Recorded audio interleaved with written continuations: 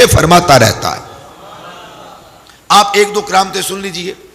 صحیح، یہ امام رازی رحمت اللہ تعالی علیہ نے سورہ الکہف آیت نمبر 12 کے تحت لکھا، ایک آدمی تھا جس کا نام تھا اسود، غلام تھا حضرت مولا کائنات علی المرتضی کرم اللہ وجہ الکریم کا۔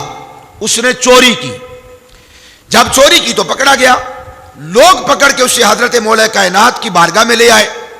آپ چیف جسٹس تھے، آپ قاضی تھے، آپ اس وقت امیر المومنین تھے۔ جب وہ آیا، لوگوں نے گواہیاں دی، اسود نے اقبال جرم بھی کر لیا، مال بھی برآمد ہو گیا۔ تو اب حد تو جاری ہوتی ہے، جب حد ثابت ہو جائے پھر اللہ کا نبی اور اللہ کا ولی اس کے اندر رعایت نہیں برتتا کہ حد کو جاری کرنا، قصاص لینا، یہ اللہ کا حق ہے، اور اللہ کا نبی اور اللہ کا ولی کبھی بھی اللہ کے حق کو ترک نہیں کرتے، اسے پورا کرتے ہیں۔ حضرت علی المرتضیٰ نے اقبال جرم کے بعد، مال کی برآمدگی کے بعد اسود کا ہاتھ کاٹ دیا، اسود کا ہاتھ کاٹ دیا۔ اور وہ اسود ہاتھ لے کر اپنا جب جا رہا تھا، خود اپنا ہاتھ اٹھایا ہوا ہے اور گلی میں کہہ رہے واہ واہ، کیا بات ہے حضرت علی المرتضیٰ کی، کیا شان ہے حضرت علی المرتضیٰ کی، کیا مقام ہے حضرت علی المرتضیٰ کا۔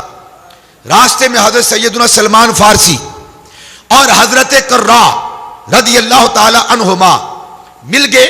کرا چھوٹا کاف، را پہ شد، آگے الف اور پھر عین ہے، کرا۔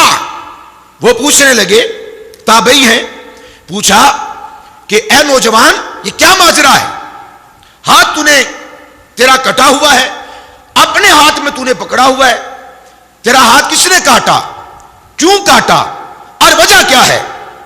وہ اسود نامی غلام حضرت علی المرتضیٰ کا مقتدی، پیار کرنے والا انسان تھا نا، خطا ہو گئی، غلطی ہو گئی، اور جب جرم ثابت ہوا تو بھاگا نہیں، اقبال جرم کیا، ہاتھ کاٹ دیا۔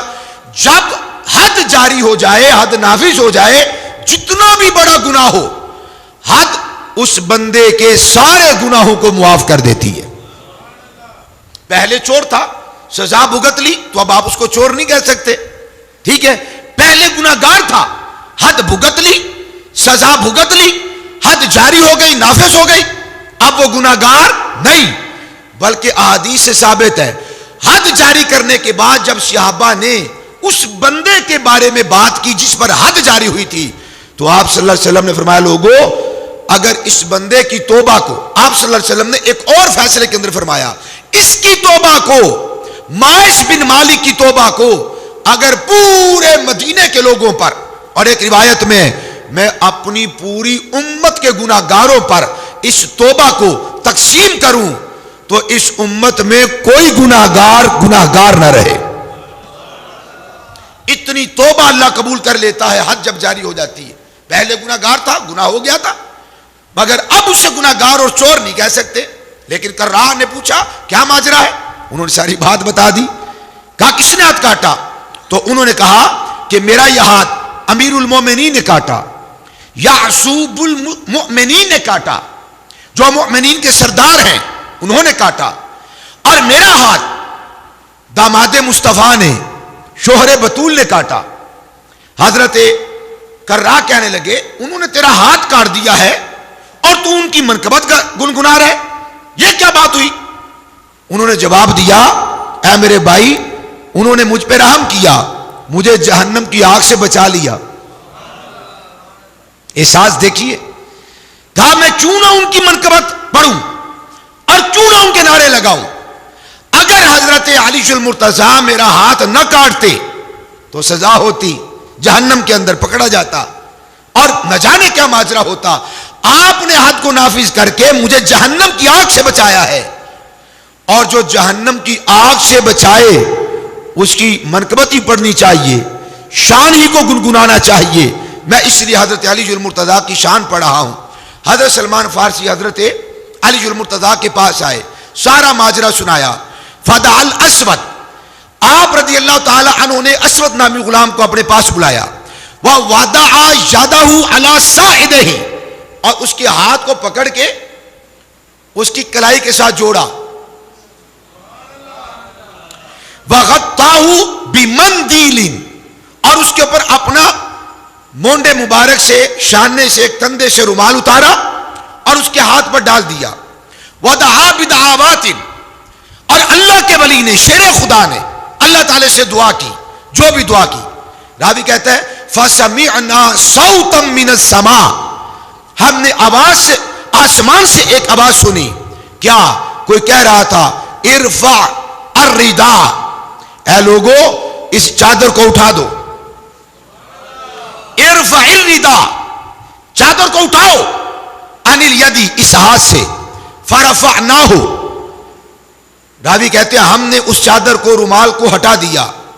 فاذا الید قد برأت باذن اللہ وجمیل صنعہ، جب ہم نے چادر کو ہٹایا تو وہ ہاتھ کلائی کے ساتھ جڑا ہوا تھا اور اللہ نے اس ہاتھ میں پہلے سے بھی زیادہ طاقت عطا فرما دی تھی.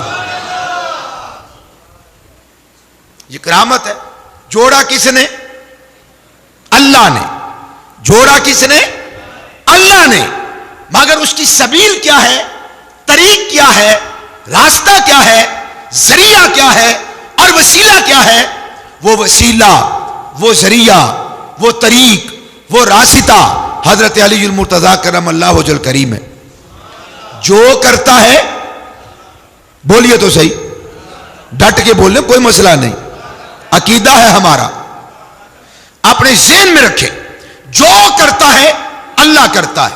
کبھی نبیوں کے ذریعے سے کرتا ہے تو بھی اللہ کرتا ہے، کبھی ولی کے ذریعے سے کرتا ہے تو بھی کرتا ہے.